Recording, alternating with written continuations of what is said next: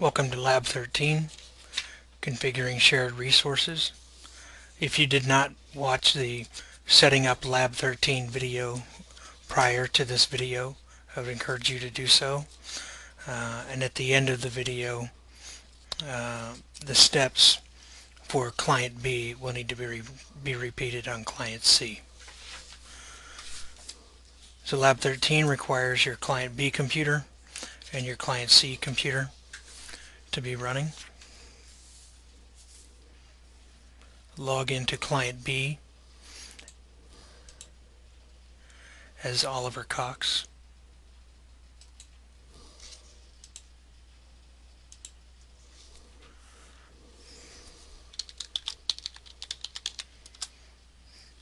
If your virtual machine does not have this account, you want to review the lab setup guide and complete the steps for lab 4 configuration. Before you make those changes, you want to create a snapshot of how your computer exists, your virtual machine exists when you started Lab 13 before you made any changes, so that you can, if you have to make changes in the future, make the appropriate changes, reverting to that Lab 13 snapshot if for example, you have to change your lab configuration back to Lab 3, which is where it starts out at. Another way of doing it, if you don't want to do snapshots, is to copy the actual virtual machines, power them off, copy the folders, and rename the folders so that you can keep the virtual machines separated for the different lab configurations.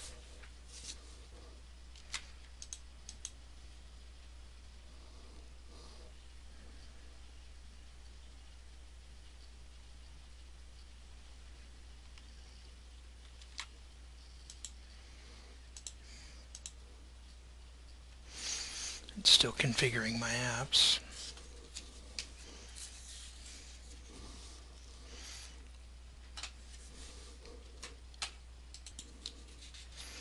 So we're now logged into Client B as Oliver Cox.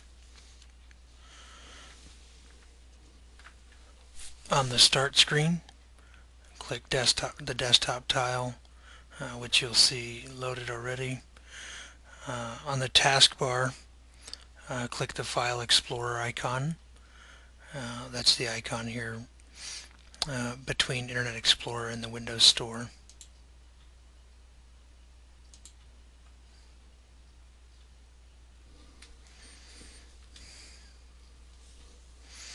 The File Explorer window appears. Browse to the user C Users Oliver Cox folder.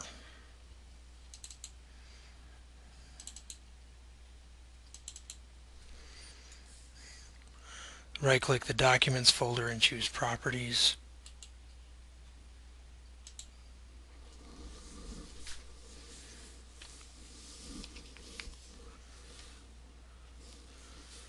The Documents Properties sheet appears. Click the Sharing tab and then click Advanced Sharing.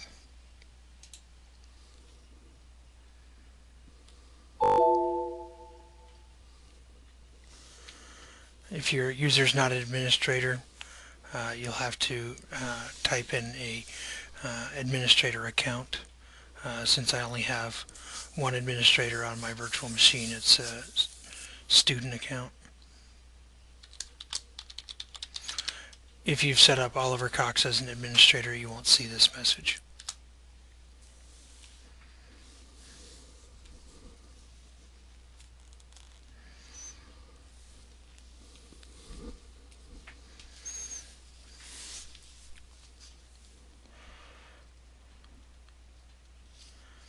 Select the Share This Folder checkbox.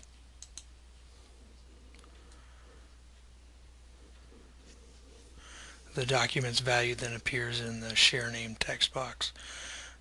Click Permissions.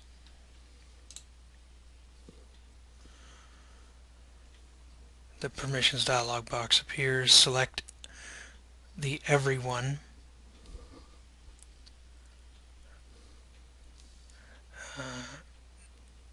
and in the Allow column, clear all of the check boxes. Click Add.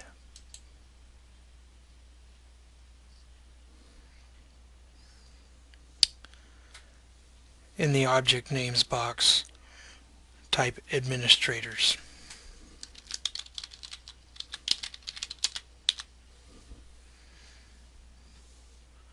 And then click OK.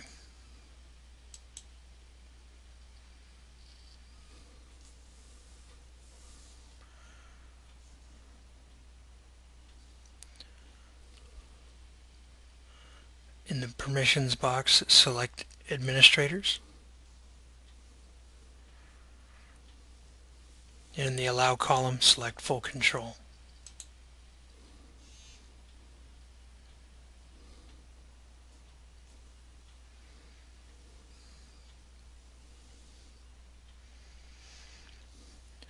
When you select Full Control, you'll also notice that the Change box checks in automatically, because you can't have full control without change.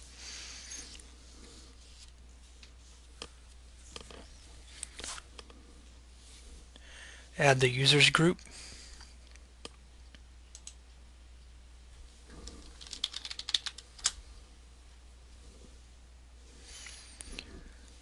And then assign it Allow Read.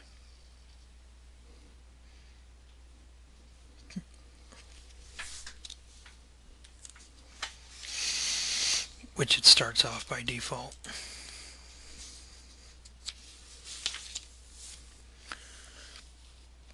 Take a screenshot of the permissions for Documents dialog box by pressing Alt Print Screen and pasting into the Lab 13 worksheet.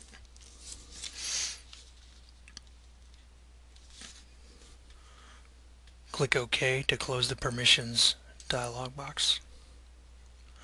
Click OK to close the Advanced Sharing box. Click Close to close the Document Properties sheet. And log off the workstation.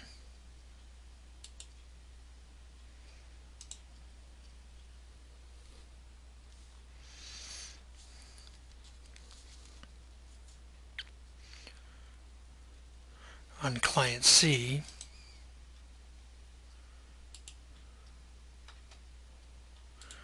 if you're already signed in, you want to sign out.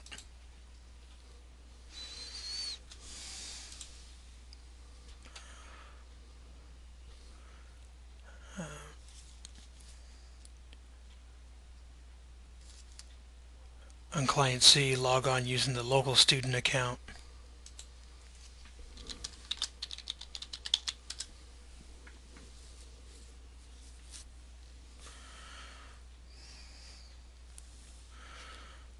Right-click the Start button and click Run.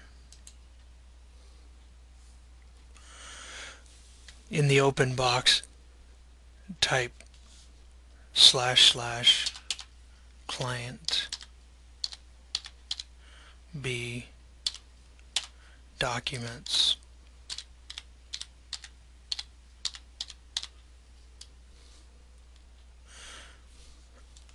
and then OK.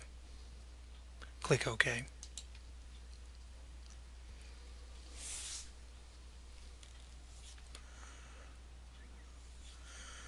And a network error window appears informing you that you do not have permissions to access Client B documents.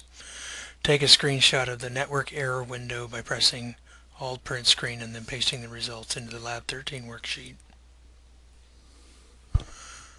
Question 1. Why are you unable to access the share using the student account despite having granted the user the Allow Read permission?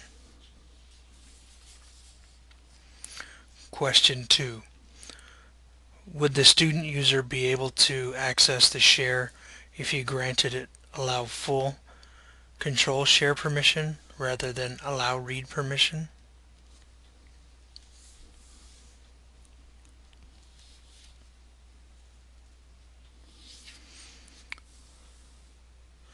log off client C,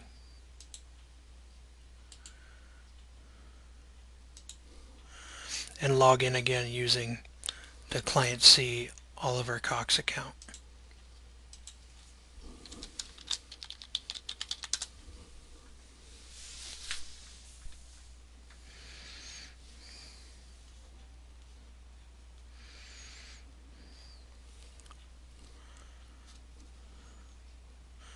Right-click the Start button, select Run. In the open text box, type / client B / documents, and then OK.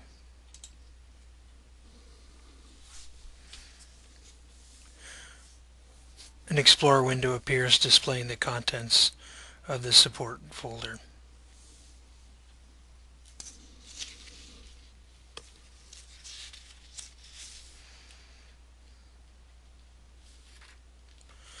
So question 3, why are you able to access the share despite having logged on using the Oliver Cox account on client C, not client B? End of exercise 13.1. Beginning exercise 13.2, sharing a printer.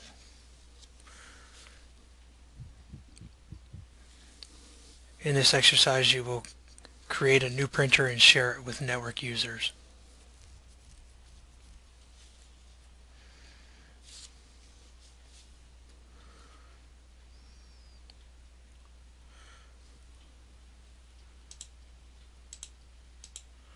On client B, log on using the Oliver Cox account for client B.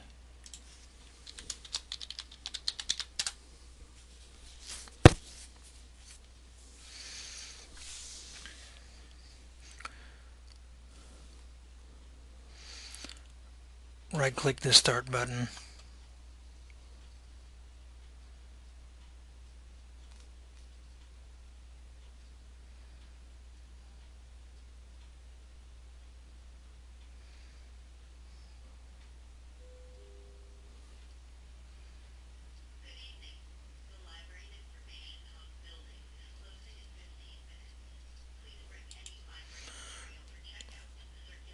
Right-click the Start button.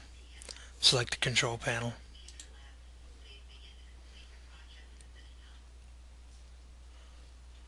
Click Hardware and Sound.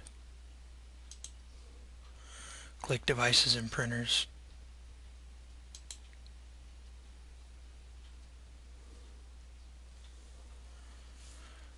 The Devices and Printers control panel appears. Click Add a Printer.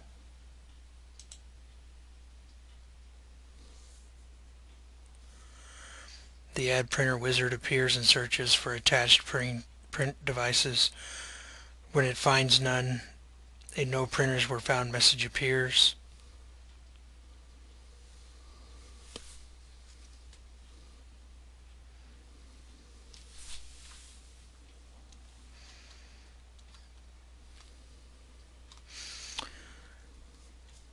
Click the printer that I want isn't listed.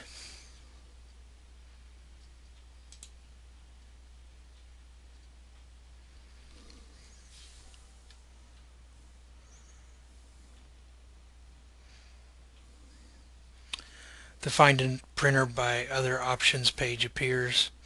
Select Add Local Printer or Network Printer with manual settings and click the Next button.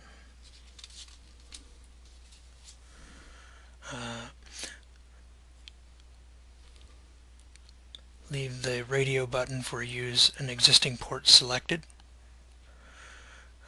Click or select from the drop-down LPT2 printer port and click Next.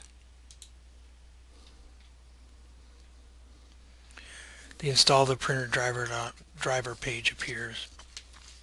Question 4. Why doesn't Windows 8.1 attempt to automatically detect a printer connected to the computer?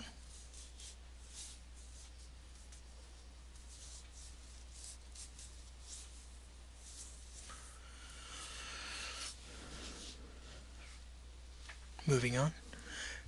In the manufacturer column, click Generic.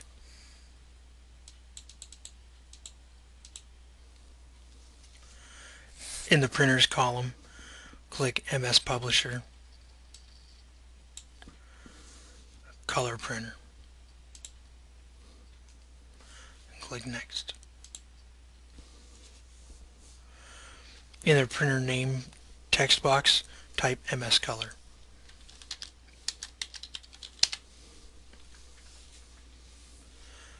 And then click Next.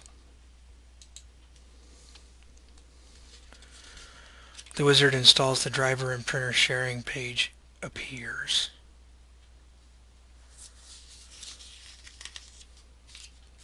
Select Do Not Share this printer option and then click Next. You successfully added the MS Color page appears. Click Finish.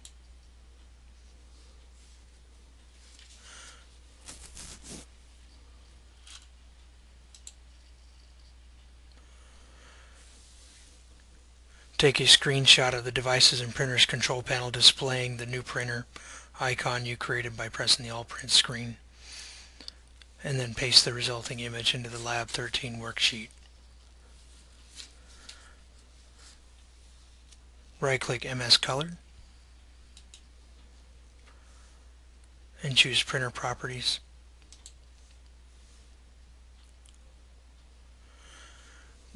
The MS Color Properties sheet appears. Click the Sharing tab.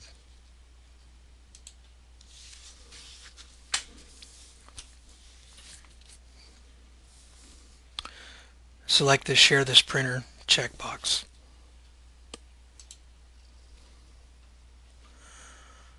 Leave the Render Print Jobs on Client Computers checkbox selected and click OK.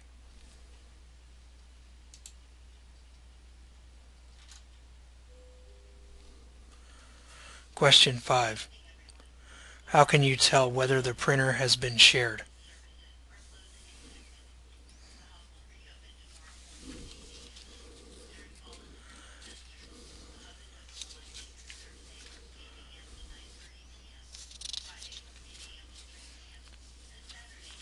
The end of exercise 3.2. I'm not going to grade the lab challenge portion of Lab 13, so I will not do it for the video. You can, if you want to play with it, do the lab challenge, but it's not being graded. Just that portion of Lab 13.